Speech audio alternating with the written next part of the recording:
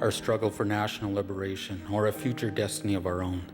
That struggle was fought out on the banks of the Saskatchewan River more than 2 generations ago.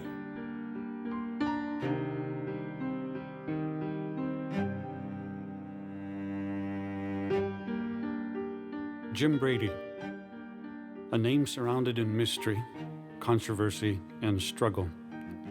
An ambitious Métis man whose sudden disappearance in the northern wilds while in a prospecting mission still mystifies the minds of his family, close friends, and an entire nation of people he loved so dearly and fought so hard for. Alongside Malcolm Norris and several others, Jim Brady brought about political change no other Métis leader before and since has been able to do. His whereabouts still remain a mystery to this day. I think that Jim Brady should be remembered as one of our most important political teachers and leader. Jim Brady should be remembered as one of our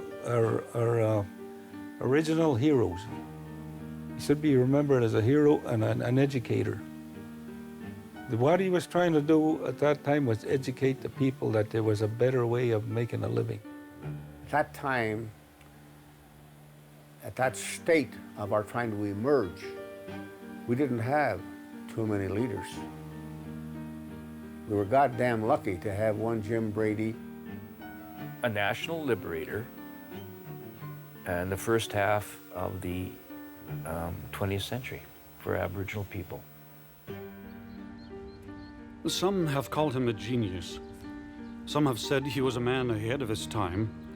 Nonetheless, the effects and political passion of Jim Brady are still felt by Métis people in Canada to this day.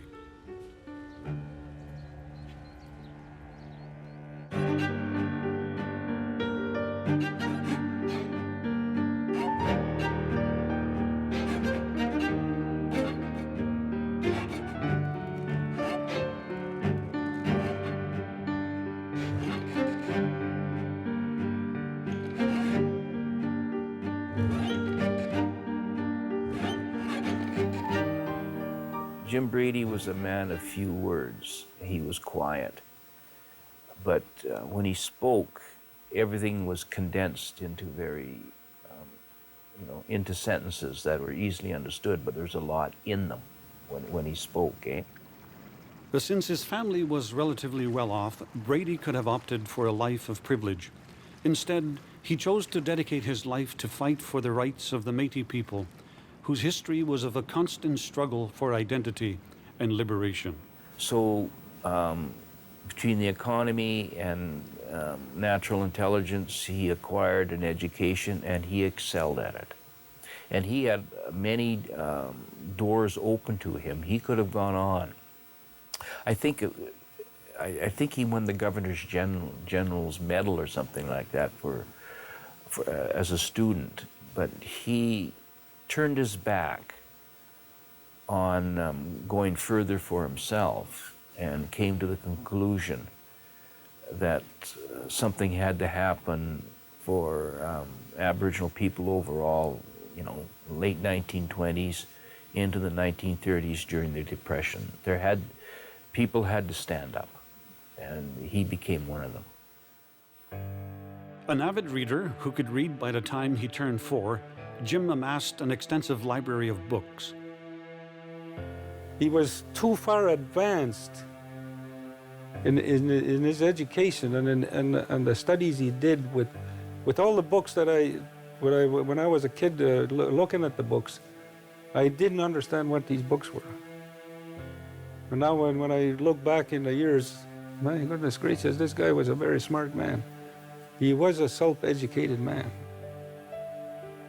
He instilled in me something that I wanted to find out more about people like Louis Riel and Gabriel Dumont. So, I mean, if nothing else, that's the type of person he was.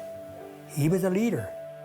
He dedicated his life to the Métis movement, and later, he worked as a community organizer establishing fisheries in northern Saskatchewan. His disappearance in 1967 during a prospecting mission in northern Saskatchewan is shrouded in mystery and controversy. To this day, he is remembered as a staunch advocate for Métis rights and is recognized as one of Canada's most influential Métis political activists. And this guy should have never been lost in northern Saskatchewan. He was that good. He could walk through that bush and come out exactly the same spot he went in and out. How this guy died it's a mystery to me.